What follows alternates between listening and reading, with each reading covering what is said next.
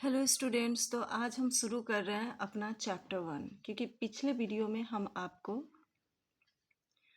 Reasoning का English नाम, हिंदी नाम, डेफिनेशन, रीजनिंग के फादर, रीजनिंग का पूरा सिलेबस, ये सब कुछ हम समझा चुके हैं। तो आज के वीडियो में हम लोग सीखेंगे कि रीजनिंग का फर्स्ट चैप्टर इंग्लिश अल्फ़ाबेट, जिसको हम अल्फ़ाबेटिकल एंड मिसलेनियस सीरीज कहते हैं, उसको हम 0 से लेके 100 तक कंप्लीट करेंगे आज। तो शुरुआत करते हैं। पहले हमारा जो चैप्टर आज शुरू हो रहा है वो है चैप्टर 1। इस चैप्टर 1 का नाम है इंग्लिश अल्फ़ाबेट।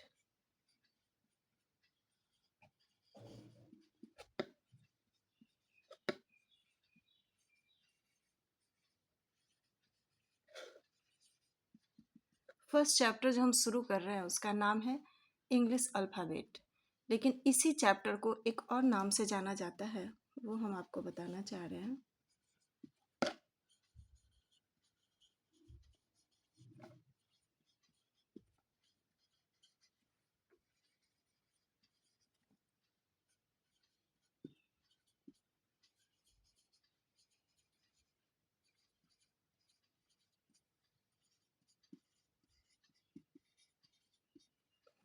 इसी चैप्टर का एक और नाम है अल्फ़ाबेटिकल एंड मिसलेनियस सीरीज। यानी किसी बुक में आपको ये चैप्टर 1 जो है रीजनिंग का, वो अल्फ़ाबेट नाम से मिल सकता है। किसी बुक में आपको अल्फ़ाबेट टेस्ट, किसी बुक में आपको इंग्लिश अल्फ़ाबेट नाम से, और कभी कभी आपको ये अल्फ़ाबेटिकल एंड मिसलेनियस सीरीज के नाम से भी ये चैप्टर देखने को मिल सकता है। मतलब चाहे कैसे भी घुमाकर चैप्टर का नाम क्यों ना बनाए, अल्फ़ाबेट वर्ड तो वहाँ यूज होगा ही होगा। तो हम समझ जाएंगे कि ये हमारा चैप्टर 1 है। अब हम लोग समझते हैं कि यहाँ जो एक वर्ड यूज हुआ है अल्फ़ाबेटिकल, उसका क्या मतलब है। तो इस अल्फ़ाबेटिकल का मतलब होता है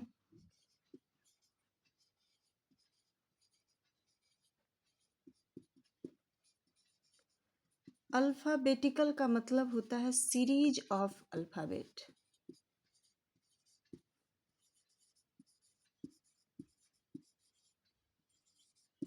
जैसा कि आपको हम सिलेबस में बताया, एक चैप्टर भी आपको पढ़ना है रीजनिंग में जिसका नाम सीरीज होता है। सीरीज एक ऐसा चैप्टर है जो एक रीजनिंग का भी चैप्टर है और मैथमेटिक्स में भी एक चैप्टर सीरीज होता है। तो अभी हम लोग सबसे पहले बात करेंगे इस अल्फ़ाबेटिकल का मतलब क्या है। तो अल्फ़ाबेटिकल का मतलब है सीरीज ऑफ अल्फ़ाबेट। तो जानिए सबसे पहले कि सीरीज क्या होता है। तो जब कुछ सर्टेन टर्म्स पार्टिकुलर रूल को फॉलो करते हुए आगे की ओर बढ़ते हैं तो उसे हम सीरीज कहते हैं। कुछ खास टर्म्स स्पेशल रूल को फॉलो करते हुए आगे की ओर बढ़ते हैं तो उसे हम सीरीज कहते हैं। अब वही सीरीज अगर नंबर से बना हो, यानी उस सीरीज के सारे टर्म्स नंबर हों, तो वो नंबर सीरीज कहलाएगा। अगर उस सीरीज के सारे टर्म्स लेटर हों तो वो लेटर सीरीज कहलाएगा।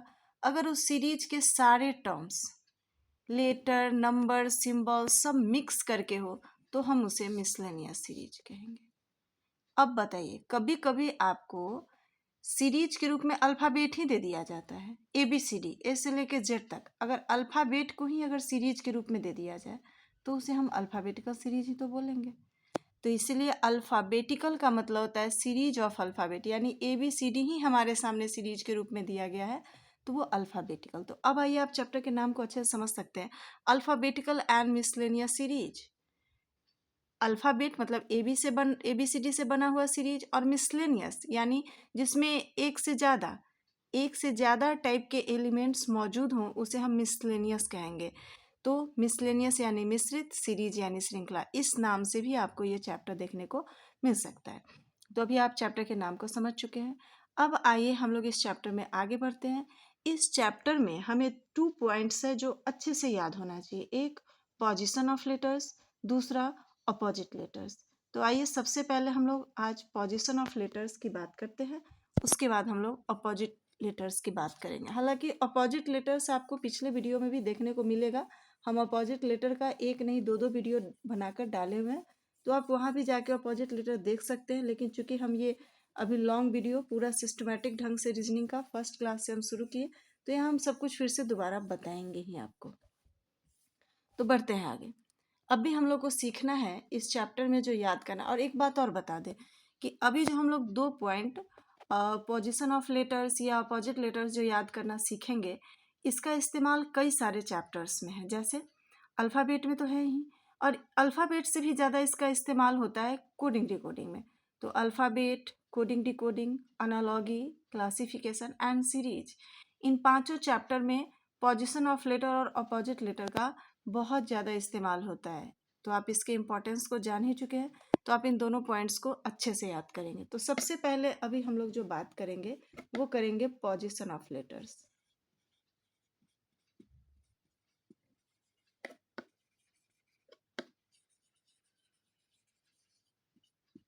पोजीशन ऑफ लेटर्स, अक्षरों का स्थान। देखिए, जैसे हम लोग क्लास में पढ़ते थे, छोटे बच्चे थे जब क्लास में पढ़ते थे, तो मान लीजिए क्लास में 100 स्टूडेंट्स हैं, तो सबका अपना अपना रोल नंबर होता था कि रोल नंबर 1 पे पंकज है, रोल नंबर 2 पे नेहा है, रोल नंबर ऐसे होता था।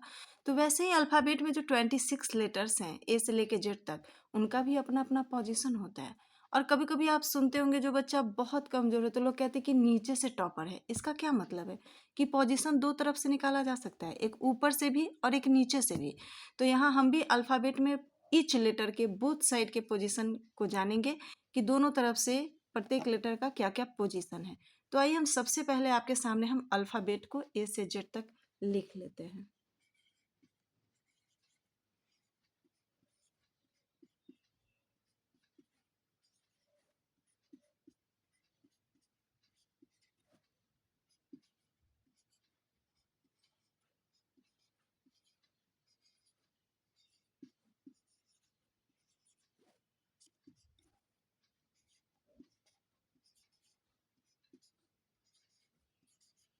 देखिए, हम यहाँ लिख चुके हैं ए से लेके जेड तक अल्फ़ाबेट का 26 लेटर्स हम यहाँ पे लिख चुके हैं।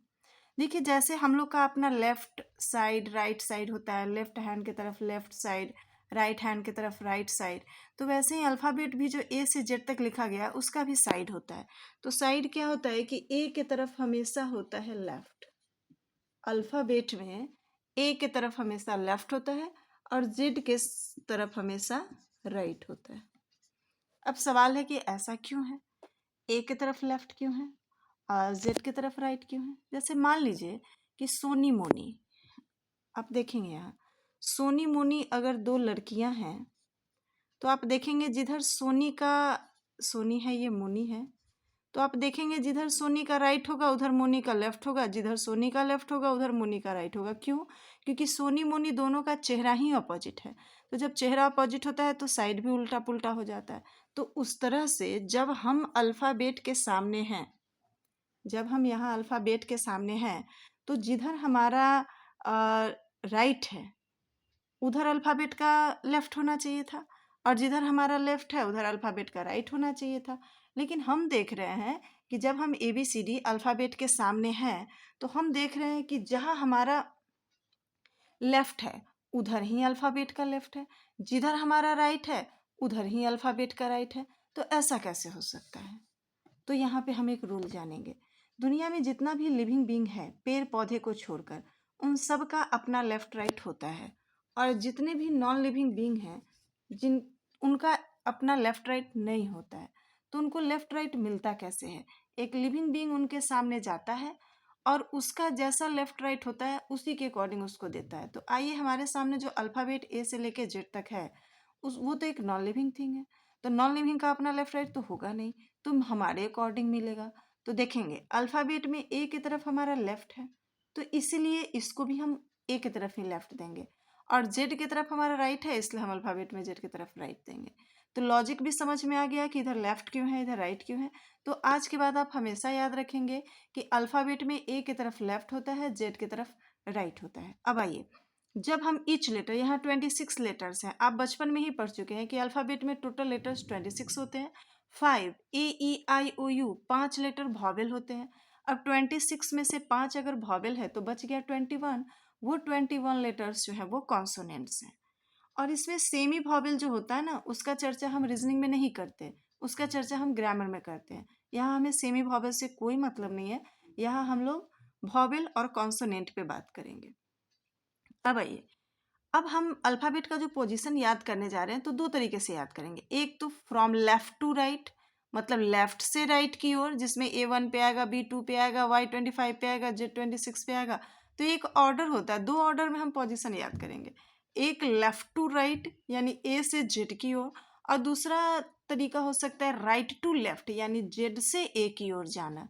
Z से A की ओर जाना, जिसमें Z1 पे आएगा, Y2 पे आएगा, B25 पे आएगा, A26 पे आएगा, 26th पोजीशन पे आएगा। तो इस तरीके से पोजीशन होगा। अब सवाल है कि क्या हम दोनों तरफ से रट्टा मारेंगे? अगर left to right, right to left दोनों तरफ से अगर हम रट्टा मार ले तो फिर हमें हो जाएगा प्रॉब्लम, कन्फ्यूजन ही हो जाएगा ना, क्योंकि ईच लेटर का दो दो पोजीशन है, याद करना भी टफ हो जाएगा। तो हम लोग क्या करेंगे, क्योंकि क्वेश्चन में ना 90% केस में लेफ्ट टू राइट का ही इस्तेमाल होता है। 90% केस में क्वेश्चन में लेफ्ट टू राइट यानी ए से जेड तक के पोजीशन का इस्तेमाल होता है। 10% केस में ही रेयर कभी कभी हमको राइट टू लेफ्ट का जरूरत पड़ता है। तो हम क्या करेंगे, लेफ्ट टू राइट रट्टा मारेंगे। उसके लिए हम आपको ट्रिक भी बताएंगे। तो लेफ्ट टू राइट हम लोग रट्टा मार देंगे, और राइट टू लेफ्ट के लिए हम लोग एक ट्रिक लगा लेंगे। सिर्फ लेफ्ट टू राइट अगर याद है तो राइट टू लेफ्ट याद करने की जरूरत नहीं है, वो हम ट्रिक की मदद से हम फटाफट उसका आंसर कर सकते हैं। तो आइए हम सबसे पहले आपके सामने सारे लेटर्स को हम पोजीशन दे देते हैं। तो यहाँ देखिए, हम देख रहे हैं कि ए हमारा 1 पे है, क्योंकि अभी हम लेफ्ट टू राइट याद करने जा रहे हैं ना, तो हम उसी रेस्पेक्ट में सबको नंबर दे रहे हैं। 3, 4, 5, 6, 7, 8, 9, 10, 11, 12, 13, 14, 15, 16, 17, 18, 19, 20, 21, 22, 23, 24, 25, 26। डन। हम प्रत्येक लेटर को उसका पोजीशन दे दिए हैं, जिसका ऑर्डर है लेफ्ट टू राइट, लेफ्ट से राइट की ओर। तो पोजीशन याद करने का 3 ट्रिक है।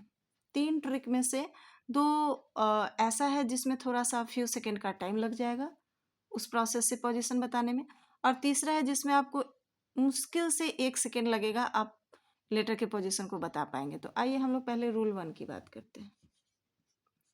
पोजीशन याद करने का रूल 1 जो है वो है, एक वर्ड ले लेंगे इजियोटी, याद कर लेंगे इजियोटी, EJOTY। आप देख रहे हैं कि ई 5th पे है, ऊपर में देखिए कहाँ है ई आपका 5th पोजीशन पे, J 10th, O 15th, T 20th और Y 25th।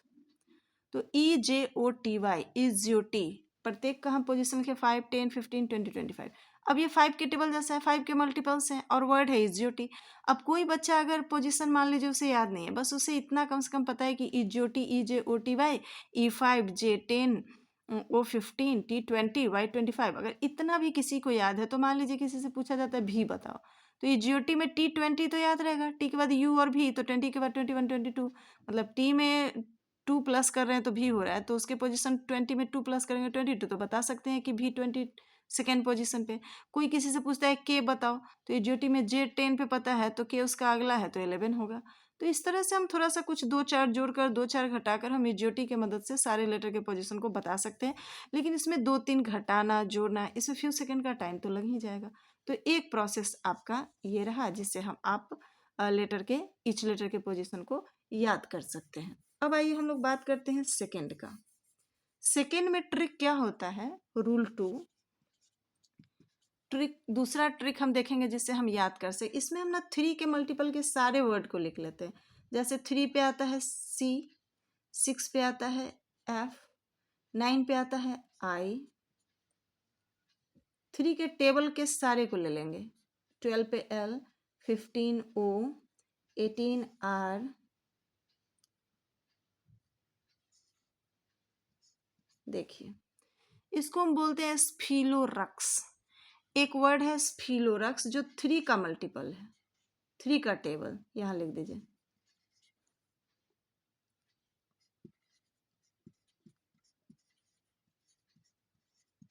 यहाँ 3 के मल्टीपल वाले सारे लेटर को एक साथ ग्रुप बना लिया गया और याद कर लेंगे स्फीलोरक्स।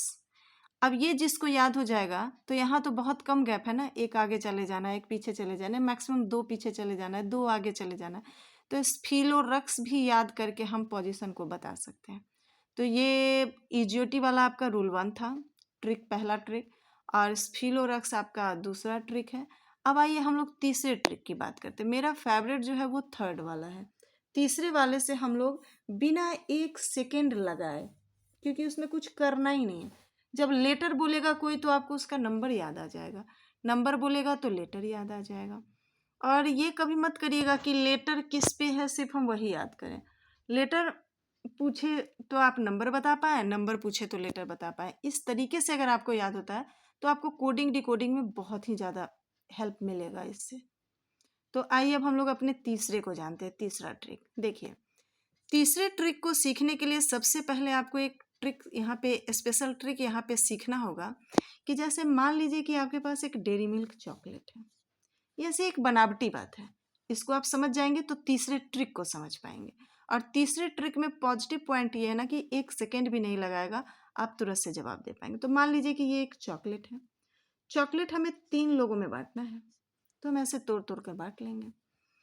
पहले पार्ट में, पहले मतलब ये चॉकलेट को आप अल्फ़ाबेट मानिए कि ये ए से लेके जेड तक अल्फ़ाबेट है। इसको हम 3 लगभग बराबर बराबर तो तोड़ ही नहीं सकते। 3 टुकड़े में बराबर तोड़ने के लिए टोटल नंबर ऑफ लेटर्स 3 का मल्टीपल होना चाहिए। तो यहाँ 27 लेटर्स तो है नहीं, लेटर तो 26 ही है। तो इससे हमें पता चल गया कि इसे हम बराबर बराबर 3 भाग में तो नहीं बांट सकते हैं, लेकिन लगभग 3 पार्ट में हम बांट सकते हैं। तो देखिए, ए से लेके जेड तक हम मान लीजिए कि यहाँ अल्फ़ाबेट है पूरा, इसको हम लगभग लगभग 1 भाग, 2 भाग, 3 भाग में बांट दिए हैं। पहले पार्ट में 1 अगर आए, पहले पार्ट का जो लेटर होगा वो 1, अभी आपको बहुत समझ में नहीं आएगा, अभी अब मेरी बातों को ध्यान से सुनते जाएं, आगे आपको समझ में आएगा कि अभी हम आपको क्या बताना चाह रहे थे। पहले पार्ट में जो भी लेटर है, अगर आपको हम बताएंगे, यहाँ हम आपको डिजाइन से पोजीशन बताएंगे। अगर 1 जैसा कहेंगे तो 1 ही पोजीशन दीजिएगा, 2 जैसा कहेंगे तो सेकेंड पोजीशन ही दीजिएगा, 3 जैसा डिजाइन दिखाएंगे तो थर्ड पोजीशन ही दीजिएगा। लेकिन सेकेंड पार्ट में अगर हम कहेंगे कि ये 1 जैसा लग रहा है तो आपको पोजीशन 11 देना है, 2 जैसा लग रहा है तो 12 देना है, 3 जैसा लग रहा है तो 13 देना है, 4 जैसा लग रहा है 14। आप समझ पा रहे होंगे कि हम आपको क्या कह रहे हैं।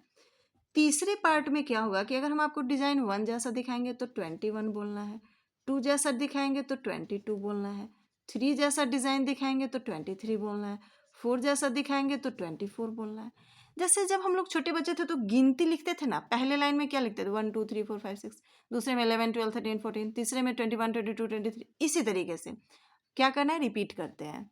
अल्फ़ाबेट ए से जेड तक है, उसको लगभग लगभग 3 भाग में तोड़ देना है। पहले भाग में अगर 1 जैसा डिजाइन बताएं तो पोजीशन 1 मिलेगा, 2 जैसे डिजाइन को पोजीशन 2 मिलेगा, 3 जैसे को 3 मिलेगा। लेकिन सेकेंड पार्ट में 1 जैसे डिजाइन को 11 पोजीशन मिलेगा, 2 जैसे को 12, 3 जैसे को 13 मिलेगा, 4 जैसे को 14 मिलेगा। तीसरे पार्ट में 1 जैसे को 21 मिलेगा, 2 जैसे को 22 मिलेगा, 3 जैसे को 23 मिलेगा, 4 जैसे को 24 मिलेगा। इसी तरीके से हम यहाँ पे पोजीशन ईच लेटर को देंगे। तो आइए अब हम एक एक लेटर पे बात करते हैं। ये तो हम आपको टेक्निक बता दिए कि किस तरीके से यहाँ पे ट्रिक यूज करना है। अब हम यहाँ पे एक एक लेटर पे बात करेंगे, ईच लेटर के बारे में बात करेंगे। देखिए, शुरुआत करते हैं हम ए से। ए जो है वो फर्स्ट पोजीशन पे होता है, बी सेकेंड पोजीशन पे होता है, सी थर्ड पोजीशन पे होता है और डी फोर्थ पोजीशन पे होता है। इतने तक तो सबको याद होता है, ए फर्स्ट, बी सेकेंड, सी थर्ड, डी फोर्थ। इतने तक हर बच्चे को याद रहता है, याद करने की जरूरत नहीं होती है। तो अब डी के आगे बढ़ते हैं, ई की बात करते हैं। तो आप ध्यान से देखेंगे, ध्यान से अगर आप देखेंगे तो आपको ई में क्या दिख रहा है, कितने छोटे टुकड़े को मिलाकर बना है ई। हमारा हमारा ई जो बना है ये कितने छोटे छोटे टुकड़ों को मिलाकर बना है। तो आप देख रहे हैं ध्यान से कि 5 छोटे, हम इसको थोड़ा सा और बड़ा करते हैं कि आप ज़्यादा अच्छे से समझ पाए। जैसे अगर हम ई की बात करें तो आप देखिए 5 छोटे, 1 2 3 4 5।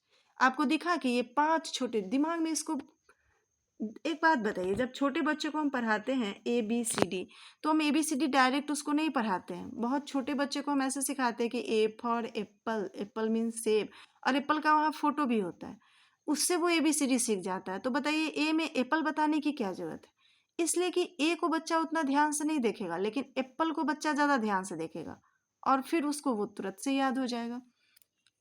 तो इसीलिए हम लोग छोटे बच्चे बन के अगर इस ट्रिक को सीखें तो ज़्यादा जल्दी सीख पाएंगे आसानी से और हमेशा याद भी रहेगा। तो ई को अगर हम गौर से, चूंकि ये डिज़ाइन बेस्ड ट्रिक ही है तीसरा, तो ई में हम देख रहे हैं कि छोटा छोटा छोटा छोटा 5 टुकड़ा को मिला के बना, आपके मुंह से निकला 5, और ई लगभग लगभग उस डेयरी मिल्क में फर्स्ट पार्ट पे आ रहा है, तो 5 जैसा आपके मुंह से निकला, तो इसको क्या मिलना चाहिए? 5। और आप ऊपर देखिए, क्या ई आपका 5th पोजीशन पे है? तो चलिए, ई आपका 5th पोजीशन पे यहाँ पे हो गया। ये तो क्लियर है। अब बढ़ते हैं हम लोग आगे, देखते हैं एफ। एफ को अगर आप ध्यान से देखेंगे यहाँ पे कि एफ का पोजीशन क्या होगा, तो हम लोग को यहाँ पे दिख रहा है कि, एक मिनट पहले हम एफ को लिख दें। यहाँ लिखे हम लोग एफ। एफ में अगर हम लोग क्या करें कि इस ऊपर वाले ऐसे को राउंड मिला दें। ये आपको दिखा कि एफ ऐसे लिखा हुआ था, एफ को, रुक जाइए वहाँ नहीं, हम यहाँ बताते हैं आपको। जैसे यहाँ देखिए, ये एफ लिखे हैं। अगली बार हम क्या करेंगे कि एफ में ऐसे इन दोनों को अगर हम मिला दें और इसको पलट दें, तो क्या ये ऐसा दिखेगा? तो ये लगभग 6 जैसा दिख रहा है। तो एफ के ऊपर के दोनों मुंह को टच करा के पलटने से वो 6 जैसा दिखता है। तो और ये डेयरी मिल्क के हमारे फर्स्ट पार्ट में एफ आ रहा है, तो 6 जैसा हुआ, तो एफ हमारा है कहाँ? एफ हमारा 6th पोजीशन पे है, जैसा कि आपको दिख रहा है ऊपर यहाँ, एफ 6th पोजीशन पे है। अब एफ के बाद हम लोग सीखेंगे जी के बारे में। देखिए, जी के बारे में अगर आप देखिएगा तो आपको दिख रहा है कि जी में अगर इस पार्ट को ढक दिया जाए तो क्या आपको जी में 7 छुपा हुआ दिख रहा है? तो जी में तो 7 छुपा हुआ है ही, फर्स्ट पार्ट में है, इसलिए जी देखिए यहाँ आपका 7th पोजीशन पे है। अब आगे आइए एच। एच के वक्त से ना बच्चे खुद ही इसका ट्रिक बताना शुरू कर देते हैं कि एच में क्या करेंगे ना, ऊपर भी ऐसे मैच करा देंगे राउंड और नीचे भी ऐसे राउंड कर देंगे, तो एच तो 8 जैसा दिखने लगेगा फर्स्ट पार्ट में, इसलिए एच कहाँ है? 8th पोजीशन पे है। तो इस तरीके से आप लोग एच तक बहुत अच्छे से सीख गए और ये ट्रिक बड़ा मज़ेदार होता है, बच्चे आसानी से सीख जाते हैं इससे। एच के बाद हम लोग बात करते हैं आई का। आई देखिए, आई को तो जनरली बच्चे 9 जैसे लिखते ही हैं। आई को तो हम ऐसे भी लिख लेते हैं ना, आई, तो आई तो 9 जैसे लिखा ही जाता है, इसलिए आई 9th पोजीशन पे। अब बात करते हैं जे का। जे में अगर आप ध्यान से देखें तो जे के इस पार्ट को अगर हम ऐसे उसमें टच करा दें, तब 90 डिग्री एंटी क्लॉकवाइज घुमाकर इस दोनों को अलग अलग कर दे, तो क्या जे 10 जैसा लगने लगेगा? बिल्कुल लगने लगेगा। तो जे 10th पोजीशन पे है। अब के की बात करते हैं। के में मान लीजिए कि एक सड़क पे ना एक सीधी लोगों की लाइन जा रही है और एक लोगों की तिरछी लाइन जा रही है, और कोई व्यक्ति ऐसे ऐसे जाना है उसको, वो बाइक से जा रहा है। अगर वो बाइक को बीच में घुसाएगा तो क्या होगा? ये दोनों लाइन, ये तिरछा वाला लाइन फटाक से स्ट्रेट हो जाएगा, ये तिरछा वाला लाइन जो है लोगों का वो फटाफट सीधा हो जाएगा, बाइक बीच से निकल जाएगा। तो के तो हमारा 11 जैसा दिखता ही है अगर हम इस लाइन को स्ट्रेट कर दे तो के हमारा 11th पोजीशन पे है। अब बात करते हैं एल का। तो एल को हम दो तरीके से याद कर सकते हैं, एक उसके प्रोनाउंसिएशन की बात करते हैं। एल को बोल के देखिए, एल 12, दोनों के अंत में ल आ रहा है ना, तो एल 12th पोजीशन पे होगा। और दूसरा ट्रिक इसका ये हो सकता है कि एल ऐसे लिखा है, अगर हम ऐसे राउंड लगा दें इसमें, एल के ऊपर से ऐसे हम छोटा सा अगर राउंड लगा देते हैं तो ये 2 जैसा लग रहा है। अब ये आपके डेयरी मिल्क पे थोड़ा सा फोकस हुई है। डेयरी मिल्क यानी अल्फाबेट के 3 टुकड़ों में एल लगभग अब दूसरे पार्ट में आ चुका है, ये शुरुआत में तो है नहीं, ये दूसरे पार्ट में आ गया। तो सेकेंड पार्ट में 2 को हम क्या बोले थे कि 12 बोलना है, तो इसलिए एल 2 जैसा देखने में लग रहा है, तो इसको हम 12th पोजीशन देंगे, तो एल 12th पे आ गया। एल के बाद हम बात करते हैं एम का। एम को अगर हम क्लॉकवाइज 90 डिग्री घुमाते हैं तो ये 3 जैसा लगता है, सेकेंड पार्ट में 3 जैसे को हम 13th पोजीशन देते हैं। अब आइए एन की बात करते हैं। तो एन में देखिए, अगर ऊपर से हल्का सा कॉर्नर से इसको मिटा दिया जाए तो क्या ये रोमन का 4 नहीं लगेगा? रोमन का 4 लगने लगेगा, तो सेकेंड पार्ट में 4 जैसा लगे उसे हम 14th कहते हैं। हम थोड़ा स्पीड में भगा रहे हैं, अगर आपको कहीं लगे कि समझने में दिक्कत है तो आप बैक करके भी दोबारा तिबारा समझ सकते हैं। एन के बाद बात करते हैं ओ का। ओ थोड़ा सा स्पेशल है क्योंकि ओ में ऐसा कोई डिज़ाइन ही नहीं है, कोई ऐसा बात ही नहीं है जिससे हम उसको 5 बना सके। तो देखिए ओ के साथ हम क्या करेंगे, ओ के साथ करेंगे कि अगर ऐसे कट कर दिया जाए बीचों बीच, तो क्या आधा आधा 2 सर्कल तैयार होगा, आधा आधा 2 सर्कल तैयार होगा। ओ को अगर हम काट दे बीचों बीच तो आधा आधा 2 सर्कल तैयार हो गया। जब आधा आधा 2 सर्कल तैयार हुआ तो एक सर्कल को हम ऐसे रख लेंगे और दूसरे सर्कल को अटैच करके ऐसे रख लेंगे, आधा आधा सर्कल इस तरह से। तो ये हमें 5 जैसा दिखने लगा। तो सेकेंड पार्ट में 5 जैसा दिखे तो उसे हम 15th पोजीशन पे रखते हैं। उम्मीद है ओ तक आप बहुत अच्छे से समझ गए होंगे। अब हम लोग बढ़ते हैं आगे, पी से लेके जेड की ओर बढ़ते हैं हम लोग। तो आइए, हम इरेज कर चुके हैं यहाँ पे। अब बढ़ते हैं हम लोग पी की बात करते हैं। पी में देखिए, पी ऐसे लिखा हुआ है, इसको अगर हम पलटते हैं तो क्या ये 6 जैसा नहीं लगेगा। सेकेंड पार्ट में 6 जैसा लगे उसे हम 16th पोजीशन देते हैं। पी के बाद क्यू की बात करते हैं। तो क्यू में तो उल्टा 7 क्यू में तो छुपा ही हुआ है, इसलिए सेकेंड पार्ट में है तो हम इसे 17th देंगे। आर, आर को हम 2 तरीके से याद कर सकते हैं। एक तो हम कहेंगे कि नीचे वाले पार्ट को ऐसे टच करा दे तो 8 जैसा लगने लगता है, 8 जैसा लगने लगता है तो सेकेंड पार्ट में है 18। और एक इसके प्रोनाउंसिएशन पे जाते हैं, हिंदी में बोले आर, हिंदी में बोले 18। तो आर और 18 दोनों का प्रोनाउंसिएशन मैच कर रहा है, तो इसीलिए सेकेंड पार्ट में है तो आर को 18th मिलेगा। आर के बाद बात करते हैं एस। एस को देखिए, एस को हम 2 तरीके से याद करें। एक तो ऊपर से ऐसे टच करा देंगे, ऊपर से अगर हम ऐसे टच करा देंगे तो ये 9 जैसा लगता है। तो 9 जैसा लगता है तो सेकेंड पार्ट में है तो 19 मिलेगा पोजीशन। और हिंदी में बोल कर देखिए, एस 19, दोनों के अंत में सा आ रहा है, एस 19, इसलिए एस 19th पे आएगा। अब बात करते हैं टी। टी के लिए तो T20 मैच, इससे हम याद रख सकते हैं कि टी 20th पोजिशन पे है। अब बात करते हैं यू का। यू, एक बात बताइए, एक तार का टुकड़ा, एक वायर के टुकड़े को अगर हम फोल्ड कर ले तो क्या यू बना सकते हैं? बिल्कुल बना सकते हैं, एक तार के टुकड़े से। तो एक चीज के, एक टुकड़े के इस्तेमाल से हमने इसे बनाया, मुंह से निकला एक, और अब लगभग यू हमारे तीसरे पार्ट में आ चुका है। तीसरे पार्ट में मुंह से निकले 1 तो वो 21st पोजीशन पे होता है। अब बात करते हैं भी का। भी में कितने हैंड्स हैं वो बताइए। भी में 2 हैंड्स हैं, मुंह से निकला 2, सेकेंड थर्ड पार्ट में आ चुका है तो 2 को क्या कहना है, 22, 22nd पोजीशन पे। अब आते हैं डब्लू।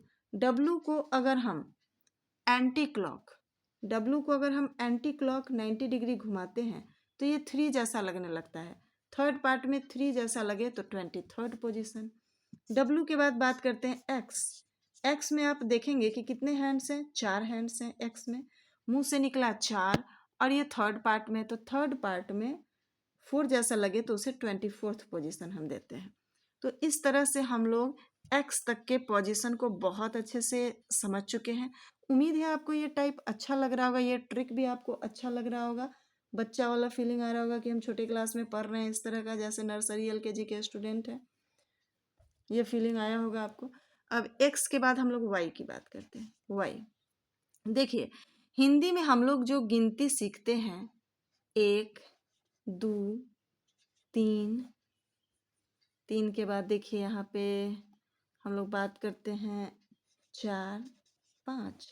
तो हिंदी में जो 1 2 3 4 लिखा जाता है उसमें 5 वाई जैसा ही तो लिखा जाता है। तो वाई तो हमारा 5 जैसा ही लिखा ही जाता है, लास्ट पार्ट में है, थर्ड में, इसलिए 25th।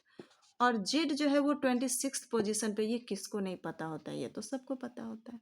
तो इस तरीके से हम लोग एक इज्योटी वाला ट्रिक जिसमें सारे लेटर का पोजीशन 5 का मल्टीपल था, एक स्फिलोरक्स वाला ट्रिक जिसमें सारे लेटर के पोजीशन 3 के मल्टीपल्स थे, और एक हम लोग अभी देख लिए ये डेयरी मिल्क वाला कि 3 टुकड़े में तोड़कर कैसे हम डिज़ाइन पे बेस्ड ट्रिक से याद कर सकते हैं।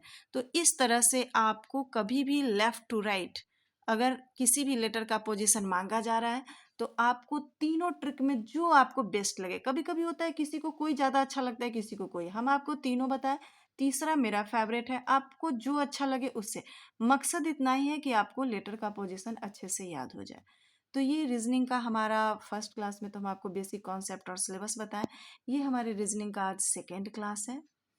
तो आज की क्लास में बस इतना ही, हमने आपको पोजीशन बताया। नेक्स्ट क्लास में हम राइट टू लेफ्ट वाला पोजीशन भी बताएंगे और चैप्टर को आगे बढ़ाएंगे। अपोजिट लेटर एक शॉर्ट वीडियो में हम बता चुके हैं, लेकिन उसे हम फिर से दोबारा बताएंगे। उम्मीद है आपको क्लास अच्छा लग रहा होगा, समझ आ रहा होगा। अगर कोई डाउट हो, कोई प्रॉब्लम हो आपको, तो आप कमेंट कर सकते हैं। हम उस कमेंट को नेक्स्ट क्लास में दूर करने की पूरी कोशिश करेंगे। अगर आपको मेरा पढ़ाना अच्छा लग रहा है, समझ आ रहा है, तो प्लीज़ आप मेरे चैनल को सब्सक्राइब करें, क्योंकि चैनल सब्सक्राइब करने से आपका कोई लॉस नहीं है, आपका 1 रुपया भी जाता नहीं है। तो इसलिए आप अगर चैनल को सब्सक्राइब करेंगे तो इससे हमको मोटिवेशन मिलेगा और आगे और भी हम वीडियो लाते रहेंगे। Thank you.